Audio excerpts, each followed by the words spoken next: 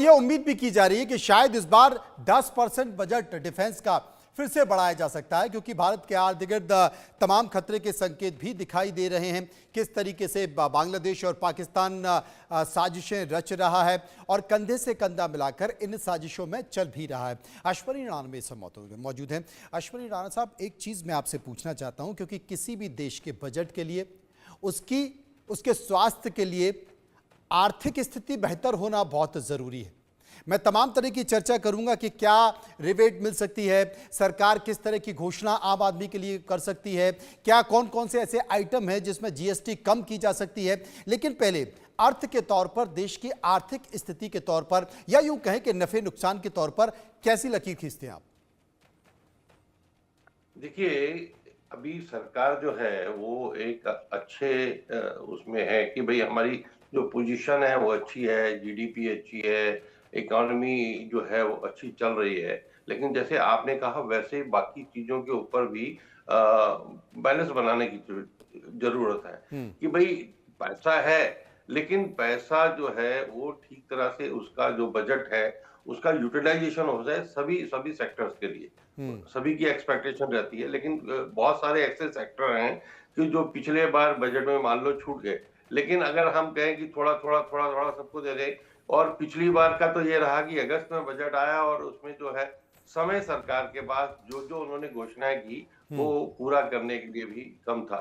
तो इसलिए सरकार को जो बजट के लिए पर्टिकुलर रेवेन्यू बढ़ाने की जरूरत है। अब रेवेन्यू बढ़ाने के लिए सरकार ने एक किया कि न्यू टैक्स रिजीम ले आए कि भाई आप जितना कमाइए सरलता से आप टैक्स दे दीजिए। लेकिन वो अच्छा है, लेकिन उसके साथ साथ जो इस देश की एक परंपरा रही है कि निवेश की और बचत की, उसको जो है कुछ धक्का लग रहा है। कारण क्या है कि लोग टैक्स पे करेंगे, इन्वेस्ट नहीं करेंगे, और बैंकों में भी जहां पर डिपॉजिट ग्रोथ होना चाहिए, जो कि बैंकिंग के लिए जरूरत है, वो ग्रोथ भी उसके अंदर डिपॉजिट ग्रोथ के अंदर कमी है। रिजर्व बैंक बार बार कह चुका है कि हम फाइनेंस आपका एग्रेसिव है, लेकिन डिपॉजिट ग्रोथ नहीं है।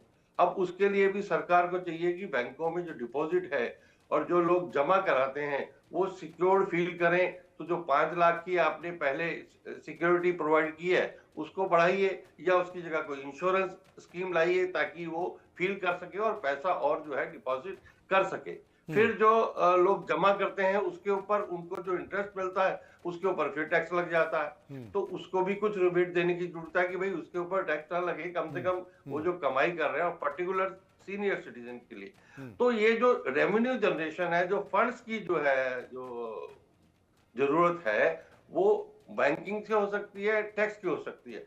क्योंकि जितना ज्यादा आप अगर बाहर से जो है लोन लेकर और डेट लेकर देश के ऊपर जो है सारी योजनाएं लागू करेंगे, तो तो इससे इससे अल्टीमेटली बड़ा वो नुकसान होता है। असल में पिछली बार अश्वनी साहब, पिछली बार दो बड़े बदलाव हुए थे, दो बड़े ऐलान किए गए थे। एक तो स्टैंडर्ड डिडक्शन की लिमिट बढ़ाई गई थी और टैक्स स्लैब में बदलाव किया गया था। अब ये उम्मीद की जा रही है, लगातार इस तरह की चर्चा चल रही है कि 10 से 15 लाख रुपए, ऐसी उम्मीद की जा रही है कि टैक्स में छूट दे सकती है सरकार। जो मध्यम वर्गीय लोग हैं, जो जो कम से कम उनके हाथ में कुछ पैसा बचेगा तो वो बाजार में पैसा डालेंगे, उनकी स्थिति बेहतर दिखाई देगी। क्या ऐसे संकेत मिलते हैं? नहीं नहीं, मिलने चाहिए। मैं कह रहा हूँ कि भाई क्या है कि भाई इस बार रिफॉर्म्स कुछ टैक्स के अंदर सरकार जो है बड़े रिफॉर्म्स की तैयारी में है, लेकिन वो सारे रिफॉर्म्स इस बजट में लाएगी नहीं लाएगी उसके ऊपर भी देखने की जरूरत है। और मिडिल क्लास को पर्टिकुलर आपने जैसे कहा, उनके हाथ में पैसा देने की जरूरत है ताकि वो पैसे को जो है वो खर्च करेंगे। जो खर्च होगा तो ही मार्केट में इनफ्लो होगा। लेकिन टैक्स का रेवेन्यू, टैक्स जनरेशन जो है वो भी बढ़ने के, उसके लिए क्या है कि भाई और जो लोग अभी आप देखें तो कितने बहुत कम जो लोग हैं वो रिटर्न भरते हैं या टैक्स देते हैं। या तो सरकार लिबरल हो जाए कि जितना मर्जी कमाइए आप इतना परसेंट, 5%, 10%, 15% दे दीजिए।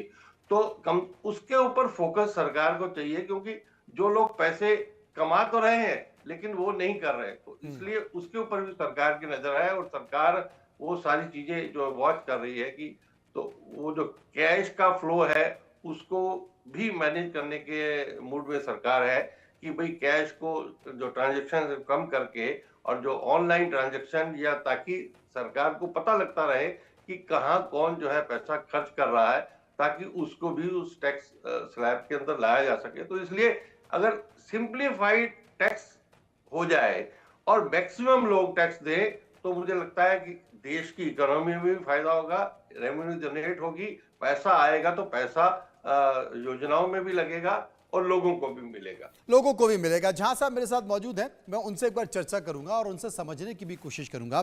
बीएन झा साहब, अगर देखा जाए कि एक तो मध्यम वर्गीय इस देश में और एक बहुत